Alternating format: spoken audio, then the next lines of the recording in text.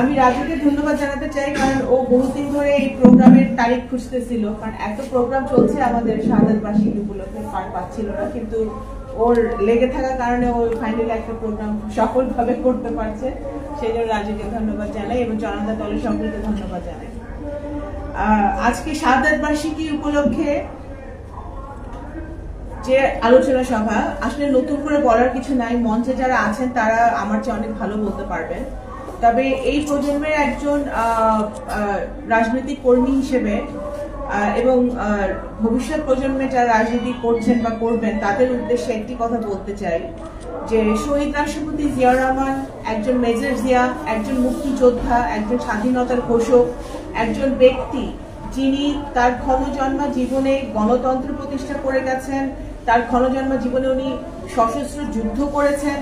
উনি এই দেশকে, যেই দেশকে 2024 সালে আওয়ামী লীগ একটি ওই তলাবিহীন ঝুড়ি বলা হতো, যে সেই তলাবিহীন ঝুড়ি আবার আমরা দেখতে পাচ্ছি 2024 সালে। এই তলাবিহীন ঝুড়ি থেকে যে ব্যক্তিটি বাংলাদেশকে একটি উন্নয়নশীল দেশে প্রত্যেকটি সেক্টরে একটি উন্নয়নশীল উন্নত দেশে পরিণত করার জন্য কাজ করে দিয়েছেন, প্রত্যেকটা বীজ উনি বপন করে দিয়েছেন। সেই মেজর জিয়া, সেই একজন শহীদ রাষ্ট্রপতি, একটা প্রতিষ্ঠান শুধু একটি আলোচনা সভা করে বা আমরা যে প্রতিদিন ওনার কথা বলি, এই কথা বলে কিন্তু জিয়াউর রহমানকে বিশ্লেষণ করা খুবই কঠিন, আমি ব্যক্তিগতভাবে মনে করি। কারণ আমার কাছে মনে হয় যে জিয়াউর রহমান সাহেব এমন একজন ভিশনারি লিডার ছিলেন, এমন একজন রাষ্ট্রনায়ক ছিলেন, যিনি শুধু বাংলাদেশকে দেশের গণ্ডিতে দেখেন নাই, উনি বাংলাদেশকে আন্তর্জাতিক পরিমণ্ডলে, আন্তর্জাতিক অডিয়েন্সের কাছে বাংলাদেশকে কিভাবে উপস্থাপন করতে হবে, বাংলাদেশে কিভাবে উন্নয়ন করতে হবে, শুধু আপনার এই রিজনে না, এই সাউথ এশিয়ার রিজনে না, এর বাইরে আপনার সারা পৃথিবীতে ওই আমলে 80-র দশকে কিভাবে বাংলাদেশকে উপস্থাপন করতে হবে, বাংলাদেশের উন্নয়ন করতে হবে, বা বাংলাদেশকে কিভাবে একটা অত্যন্ত গুরুত্বপূর্ণ স্ট্র্যাটেজিক দেশ হিসেবে গড়ে তুলতে হবে, সেটা কিন্তু উনি তখনই বুঝেছিলেন। এবং সেই কারণেই কিন্তু উনি, আপনি দেখবেন আমাদের বাংলাদেশের চারপাশে যে দেশগুলো আছে, ভারত, চায়না, মিয়ানমার, ভুটান, উনি সার্ক প্রতিষ্ঠা করেছিলেন। উনি কেন সার্ক প্রতিষ্ঠা করেছিলেন? উনি সার্ক প্রতিষ্ঠা করেছিলেন কারণ উনি বুঝতে পেরেছিলেন যে এই রিজনে, এই অঞ্চলে বাংলাদেশ একটি অত্যন্ত গুরুত্বপূর্ণ প্লেয়ার হিসেবে আবির্ভূত হবে, এবং যেটা আমরা দেখতে পাচ্ছি হয়েছে। আজকে যদি শহীদ রাষ্ট্রপতি জিয়াউর রহমান আজকে আমাদের মাঝে থাকতেন, আজকে আমাদের মিয়ানমারে, আজকে সেন্ট মার্টিনস দ্বীপে যা হচ্ছে আপনারা দেখেছেন, গুলি করছে আমাদের সেনাবাহিনীর দিকে বা আমাদের লোকজনের দিকে, বর্ডারে কিন্তু সেন্ট মার্টিনস দ্বীপে গুলি হচ্ছে, আমাদের মিয়ানমারে গুলি হচ্ছে গত কয়েকদিন ধরে, অবস্থা খুবই খারাপ। আজকে যদি একজন মেজর জিয়া থাকতেন, একজন শহীদ রাষ্ট্রপতি জিয়া রহমান বেঁচে থাকতেন, এই বর্ডারে হতো না এই ঘটনা। আমি এই কথাটা কেন বললাম, কারণ এই 2 দিন ধরে আমি এই নিউজটা ফলো করছি। আমার কাছে মনে হচ্ছে যে এই বর্তমান সরকারের নতজানু নীতি, আপনারা সকলে জানেন, যে সরকারের পায়ের নিচে মাটি নাই, যে সরকার ভোটে নির্বাচিত না, যে সরকার এই বেনাজির আজিজদেরকে ব্যবহার করে ক্ষমতায় টিকে আছে, সেই সরকারের এই নতজানু পররাষ্ট্র নীতির কারণে কিন্তু আমাদের সবগুলো বর্ডার আজকে অরক্ষিত, কারণ বর্ডার যারা রক্ষা করবে, বাংলাদেশের মানুষকে যারা রক্ষা করবে, এই বিজিবি, এরা তো ভোট চুরিতে ব্যস্ত ভাই, এরা ভোট চুরিতে ব্যস্ত, ভোট ডাকাতিতে ব্যস্ত, সিল মারাতে ব্যস্ত।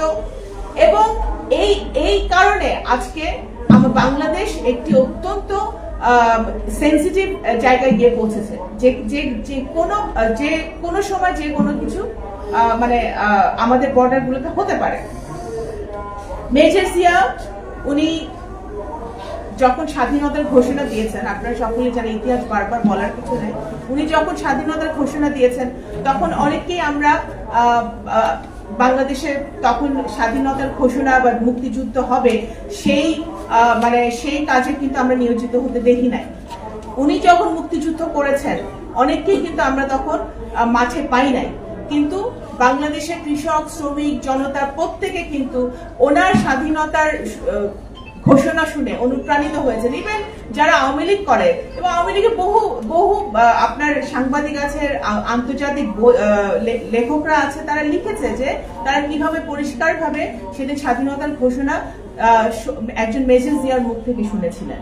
ওনার স্বাধীনতার ঘোষণা, ওনার এবং পরবর্তীকালে মুক্তিযুদ্ধের পরে উনি যখন এই বাংলাদেশ জাতীয়তাবাদী দল নামক একটি দল গঠন করলেন এবং সকল দলকে এই দেশের মাটিতে রাজনীতি করার সুযোগ করে দিলেন, উনি কিন্তু বর্তমান অবৈধ প্রধানমন্ত্রী শেখ হাসিনাকেও রাজনীতি করার সুযোগটা করে দিয়েছিলেন। আজকে সেই কারণে কিন্তু আজকে তারা রাজনীতি করতে পারছে, ষড়যন্ত্র করতে পারছে, দুর্নীতি করতে পারছে, হাজার হাজার কোটি টাকা লুট করতে পারছে, প্রশাসনকে ব্যবহার করে তারা শুধু রাজনৈতিক প্রতিপক্ষ না, যে কোনো ধরনের প্রতিপক্ষ, আপনার সিভিল সোসাইটি বলেন, সাংবাদিক বলেন, ব্যবসায়ী বলেন, আপনার যে কোনো সেক্টরে যারাই যাদেরকে তারা প্রতিপক্ষ ভাবে তাদের বিরুদ্ধে কিন্তু তারা অবস্থান নিচ্ছে, তাদেরকে তুলে নিয়ে যাচ্ছে, তাদেরকে গুম করছে, তাদেরকে খুন করছে, তাদেরকে মামলা দিচ্ছে। আজকে বিএনপির কতগুলো আমাদের সিনিয়র নেতৃবৃন্দের সাজা হয়ে গেছে, হাবিব ভাই একজন, বহু আছে। আমার মনে হয় আগামী বছর আমাদের সকলেরই, আমাদের এইভাবে মামলাগুলো চলছে, আমাদের একেবারে মহাসচিব থেকে শুরু করে আমাদের তৃণমূল পর্যায়ে নেতাকর্মী পর্যন্ত, আমাদের অলরেডি দেশনেত্রী বেগম খালেদা জিয়া, যিনি এই দেশে গণতন্ত্রের একজন মূর্ত প্রতীক, ওনাকে তারা মিথ্যা মামলা সাজা দিয়েছে। আমাদের আগামী দিনের প্রধানমন্ত্রী জনাব তারেক রহমানকে তারা মিথ্যা মামলা সাজা দিয়েছে। ওনার সহধর্মিনী, যিনি কোনো রাজনীতিতে নেই, উনি ডাক্তারি পেশায় নিয়োজিত, ওনাকে একটি মিথ্যা মামলায় সাজা দিয়েছে। সুতরাং তারা তো বিএনপিকে দমন করার জন্য এবং বিএনপির নেতাকর্মীদেরকে দমন করার জন্য এই ষড়যন্ত্র কিন্তু আজকের থেকে না, এই ষড়যন্ত্র চলছে সেই 80-র দশক থেকে। সেই শহীদ রাষ্ট্রপতি জিয়াউর রহমানের মৃত্যুর মধ্য দিয়ে বিএনপির বিরুদ্ধে ষড়যন্ত্রটা শুরু হয়েছে এবং বিএনপির সকল ষড়যন্ত্র মোকাবেলা করে কিন্তু আজ পর্যন্ত আমি মনে করি আমাকে এই যে 7ই জানুয়ারি বিনা মানে এই যে বলে ডামি নির্বাচন, আমরা বলি ডামি নির্বাচন গেল, এই আওয়ামী লীগ আমরা খেলা দেখলাম, হ্যাঁ ওবায়দুল কাদের সাহেবের খেলা দেখলাম।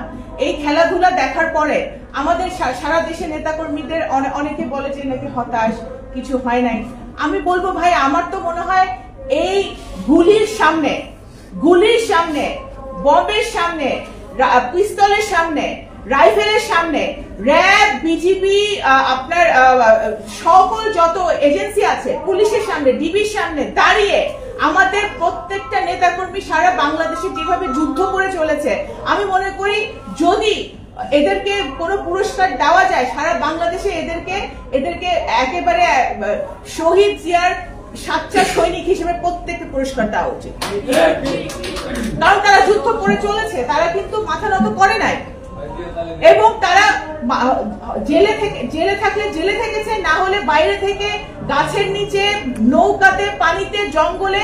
আমি সাক্ষী, আমি নিজে জানি যে আমার পরিচিত বহু নেতা কর্মী বিভিন্ন জায়গায় তারা লুকিয়ে থেকেছে, কিন্তু বিএনপির জন্য কাজ করেছে, ধানের শীষের জন্য কাজ করেছে, এই সরকারের স্বৈরাচারের বিরুদ্ধে তারা সবসময় সোচ্চার হয়ে দাঁড়িয়েছে।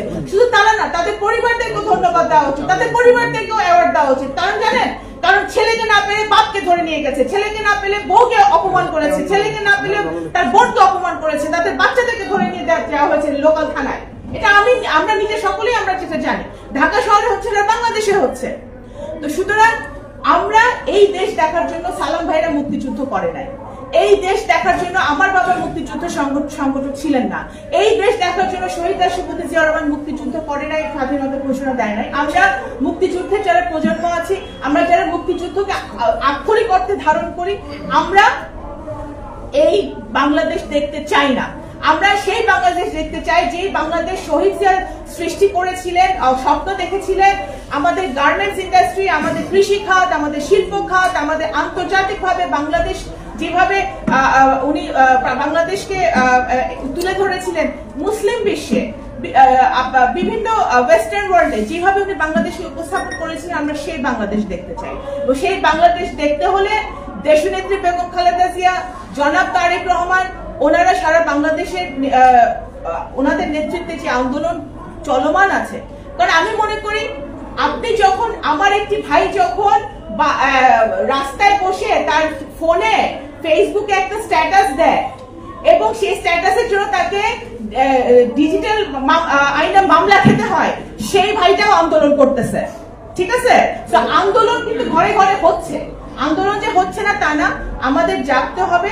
আমাদের ভালো লোকে একজন কমিটির কথা বললেন, আমাদের একজন বক্তা জাকি স্যার, উনি কমিটির কথা বললেন। অবশ্যই আমাদের ভালো নেতৃত্ব আসতে হবে প্রত্যেকটি সংগঠনের তৃণমূল পর্যায় পর্যন্ত, এবং ভোটের মাধ্যমে যখন নেতৃত্ব আসবে তখন কিন্তু আসল নেতৃত্ব বেরিয়ে আসবে। আমি সবসময় একজন কর্মী হিসেবে, সাংগঠনিক কর্মী হিসেবে আমি মনে করি যে গণতান্ত্রিক ভাবে যেই নেতা তৈরি হবে বা যে কর্মী তৈরি হবে, সেই নেতা বা কর্মী দলের জন্য, দেশের জন্য জান দিবে। কিন্তু অন্য কোনো ভাবে যেভাবে আসে, যদি আসে তাহলে তাদেরকে আপনারা বিপদের টাইমে ভাই পাবেন না। আপনারা দেখেন কয়জনের পান জানি না। তো ঠিক আছে, আমি আমাদের প্রধান অতিথি, আমাদের বিশেষ অতিথিদের বক্তব্য শুনবো, এবং আমি এই বলে শেষ করতে চাই, আমাদের প্রজন্ম আমরা দেশপ্রেমিক, আমরা মাঠে আছি, আমরা জাতীয়তাবাদে বিশ্বাসী, আমরা গণতন্ত্রে বিশ্বাসী। বিএনপি যখনই বিপদ হয়েছে বাংলাদেশে, যখনই দেশের মানুষ বিপদে পড়েছে, বিএনপি কিন্তু সবচেয়ে আগে ঝাঁপিয়ে পড়েছে। আপনি 1975 পরবর্তী বলেন, মুক্তিযুদ্ধের সময় বলেন, মুক্তিযুদ্ধের সময় বিএনপি ছিল না, কিন্তু একজন মেজর জিয়া ছিলেন। তারপরে আপনার 80-র দশকে বিএনপি গঠন বলেন, এবং স্বৈরাচার বিরোধী আন্দোলন বলেন, এবং এখন পর্যন্ত কোভিড, ডেঙ্গু, যে কোনো প্রলয় হোক, এই যে আমাদের এই যে কয়েকদিন আগে সাইক্লোন হলো, সিডর হলো, সবচেয়ে আগে বিএনপি নেতা কর্মীরা সারা বাংলাদেশে সাধারণ জনগণের পাশে দাঁড়িয়েছে। সুতরাং 17 কোটি মানুষ কিন্তু আজকে বিএনপির দিকে তাকিয়েছে, বিএনপির নেতৃত্বের দিকে তাকিয়ে আছে, বিএনপির নেতা কর্মীর দিকে তাকিয়ে আছে।